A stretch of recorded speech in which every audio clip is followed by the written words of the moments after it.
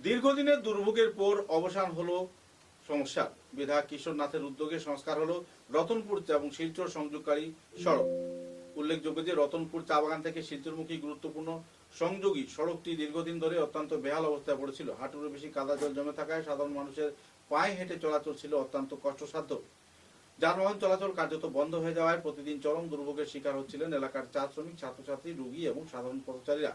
সম্প্রতি বড়খলা বিধানসভা কেন্দ্রের বিধায়ক কিশোরনাথ ওই সড়ক পরিদর্শনের পর রাস্তার করুণ চিত্র প্রত্যক্ষ করেন এবং স্থানীয় বাসিন্দাদের বিভিন্ন দুঃখ কষ্টের কথা তিনি শুনেন এবং অতি সত্বর এই সড়কের সংস্কার কার্য শুরু করেন এবং সঠিকভাবে সংস্কার কার্য শুরু হওয়ার পর এলাকার নাগরিকদের মুখে হাসি ফুটতে দেখা গেছে।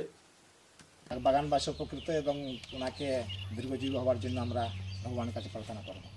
কিশোরনাথ জিন্দাবাদ, জিন্দাবাদ, কিশোরনাথ জিন্দাবাদ, কিশোরনাথ জিন্দাবাদ, কিশোরনাথ জিন্দাবাদ, বিজেপি জিন্দাবাদ, বিজেপি জিন্দাবাদ, বিজেপি জিন্দাবাদ।